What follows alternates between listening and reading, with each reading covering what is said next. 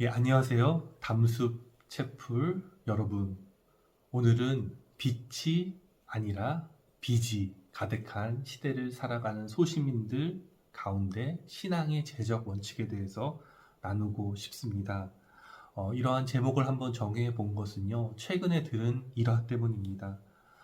미국에 유학을 간 한국 학생이요, 그 미국 학생 중에 한국 방언이 터졌다는 이야기를 듣게 되고요, 요청을 받습니다. 그 방언의 내용이 무엇인지 한번 해석을 해줄 수 있냐, 통역을 해달라고 하는 것이죠. 그래서 그 기도 현장에 가서 방언을 들어보니까 이런 내용이었답니다. 하나님, 제발 돈을 주십시오. 필요한 돈을 허락해 주십시오. 라는 기도였다고 합니다. 이 기도 우리가 귀를 기울일 필요가 있겠죠. 왜냐하면 우리의 삶의 자리를 이야기해 주기 때문입니다. 학생 때부터 우리가 빚을 안고 또 살아갈 수밖에 없는 현실. 하지만 지금의 경제 상황은 너무나 안 좋기 때문에 이런 현실 속에서 우리는 어떤 돈의 사용의 원칙을 가져야 하는지, 그런 원칙을 가지고 있다면 이런 시간들 넉넉히 이기게 될 줄로 믿습니다. 주님께서 그렇게 해주실 것입니다. 그러면서 오늘 주목해 보게 된 성경 구절은 디모데전서 6장 8절입니다. 그 시작은 그러나 부자가 되기를 원하는 사람은, 그러나 부자가 되기를 원하는 사람은, 이런 성경 구절이 있었나 저도 놀랐습니다.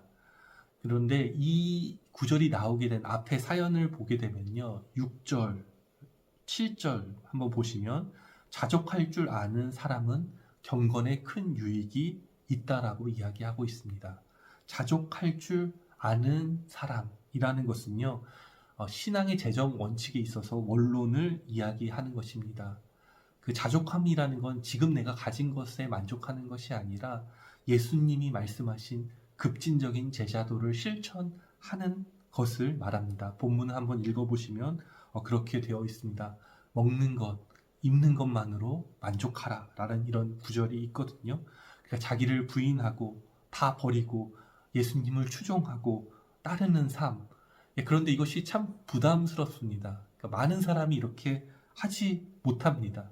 우리와 같은 소시민들, 아브라함처럼 본토 친척 아비집을 떠날 수도 없고, 가족 생계 때문에 베드로처럼 배를 가감히 버리고 예수님을 따라 살아갈 수 없는 사람들이요, 디모데가 사역하는 에베소 교회에도 있었나 봅니다. 얼마나 큰 위로가 되는지요. 또 성경은요, 그들을 배려해서 원론에서 끝나는 것이 아니라 이 현실의 이런 복잡한 상황 가운데 세부적인 규칙인 강론을 마련해서 오늘 우리에게 말해주고 있는 것입니다. 그러나 부자가 되기를 원하는 사람은 이라고 하면서요, 한번 본문을 읽어보시면 부자들이 돈에 대해서 주의할 것과 나눔을 적극적으로 실천하라는 권면까지 9절, 10절, 17절, 18절, 19절에 나와 있습니다. 그런데 부자들에 관하여서는 있는데요, 빛이 가득한 시대의 소시민들을 위한 세부 강론은 성경에 담아두지 않은 것이 저는 좀 아쉬웠습니다. 실제로는요, 구약 성경에는 가난한 사람들을 위한 많은 사회 보장 장치들이 있는 것을 볼 수가 있습니다. 안식일, 면제년, 희년 같은 제도들 다음에 한번 다루어 보고 싶은데요. 우리가 살아가는 사회는 또 자본주의 사회이기 때문에 이 성경의 원칙을 그대로 강요할 수는 없는 것입니다. 이스라엘도요, 이 규칙들을 잘 지키지 못했었습니다. 하지만 우리가 이런 현실 가운데 나름의 재정 원칙을 세운다면요, 멘탈 관리에도 도움이 되고 이 어려운 시간 이 또한 지나가지 않겠습니까? 그것을 이기는데도 큰 힘이 될 거라고 믿고 저는 세 가지 재정 원칙을 세워봤습니다. 성경을 기초로요. 첫째는 무엇이냐면요, 어려운 형편에 처하더라도 명랑성을 잃지 말자라고 여러분들께 말씀을 드립니다. 야고보서 1장 2절입니다. 나의 형제 여러분, 여러 가지 시험에 빠질 때에 그것을 더할 나위 없는 기쁨으로 생각하십시오. 도대체 어떤 명랑성을 가졌길래요? 시험 가운데도 더할 나위 없는 기쁨을 가지고 신앙생활을 할 수 있었을까요? 이렇게 보니까요, 이런 명랑성이 예수님, 우리가 믿는 예수님에게서 비롯되었다는 생각이 듭니다. 가나의 첫 기적을 일으키셨을 때요, 그가 가신 곳은 결혼 축제의 현장입니다. 제자들과 어머니와 함께 가서 그 축제를 함께 즐기고 그 신랑 신부를 축하해 주었죠. 하지만 어려운 형편에 있는 그 신랑 신부가 결혼식 가운데 술이 떨어지자 주님께서는요, 물을 포도주로 만드는 첫 기적을 통해서 자신의 명랑성을 유감없이 발휘하셨고, 그 잔치의 기쁨은 끊이지 않게 되었다고 성경은 기록하고 있습니다. 어렵더라도요, 우리는 일상 가운데 숨어있는 작은 기쁨들을 하나하나씩 발견했으면 합니다. 저는 요즘에 그런 기쁨을 느껴요. 예상치 못한, 갑자기 선물처럼 주어지는 기쁨들입니다.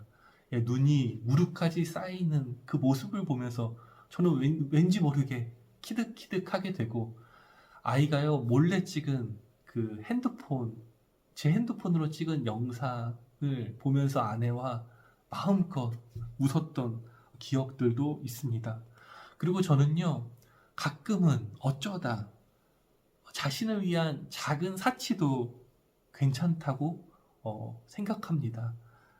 그 작은 사치로 자신에게 선물하면서 즐거움을 향유할 수 있는 것, 그것은 하나님께서 허락하시니 여러분 삶 가운데 명랑성을 잃지 말고 우리 함께 나아가자고 여러분들께 말씀을 드립니다. 네, 둘째로는요, 바쁘게 살아가면서도요, 믿음의 선한 싸움을 멈추지 말자고 말씀을 드립니다. 디모데전서 1장 6절입니다. 여러분은 많은 환난을 당하면서도 성령이 주시는 기쁨으로 말씀을 받아들여 우리와 주님을 본받는 사람이 되었습니다. 어떻게 많은 환난 속에서도요, 기쁨으로 말씀을 받아서 주님을 본받는 자의 삶을 멈추지 않게 되었을까? 저는 이것을 보면서 혈류증 앓는 여인이 생각이 났습니다. 자기에 대해서도 많은 수치심을 느꼈을 것이고, 군중 속에 어울리는 예수님을 보면서요, 주님을 외면하고 싶은 마음도 들었을 것이지만요, 믿음의 싸움을 멈추지 않고 군중 속에 들어가 예수님의 옷자락이라도 잡았던 그 믿음이 오늘날 우리 시대에게 너무나 필요합니다. 아니면요, 우리는 이 소비 사회 가운데 휩쓸려서 죽도록 일하다가 소비하기 위해서 또 신동하는 소비하면서 우리의 어떤 거룩하고 선한 삶을 완전히 잃어버리기가 쉽다는 것.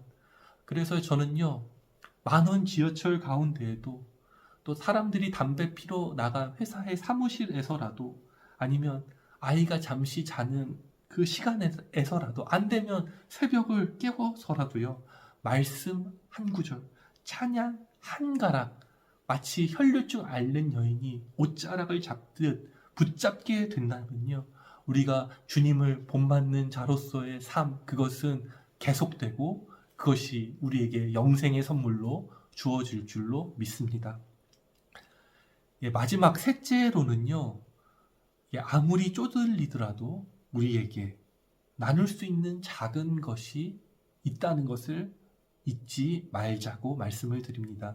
고린도후서 8장 2절입니다. 그들은 큰 환난의 시련을 겪으면서도 기쁨이 넘치고 극심한 가난에 쪼들리면서도 넉넉한 마음으로 남에게 베풀었습니다. 시련 가운데도 기쁨이 넘치고, 기쁨이라는 단어가 계속 나옵니다. 극심한 가난 가운데 쪼들리면서도 넉넉한 마음으로 나누었던 것. 우리는 큰 것을 나누어야 한다고 생각합니다. 부자들이 기부하는 거 보면서 나는 할 수 없다고 생각하는데 오병이어의 기적을 한번 기억해 봅시다. 작은 아이가 나누었던 작은 것을 통해서 5천 명 이상이 배불리 먹는 급식 기적이 일어났던 것을 볼 수가 있습니다.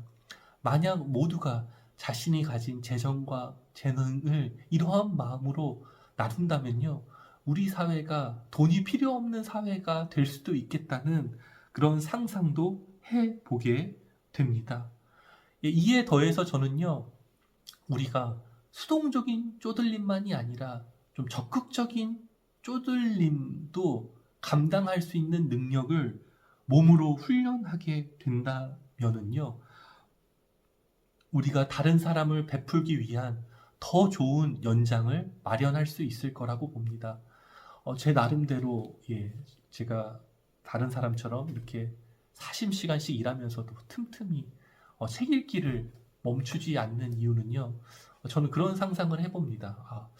오은영 박사님처럼 박사님은 될 수 없지만, 제가 가지고 있는 어떤 신학과 경험을 통해서 나도 오은영 박사처럼 누군가 한 사람이라도 돕는 사람이 되면 좋겠다는 마음으로 좋은 연장을 갈기 위해서 지금도 매일매일 노력하고 있거든요.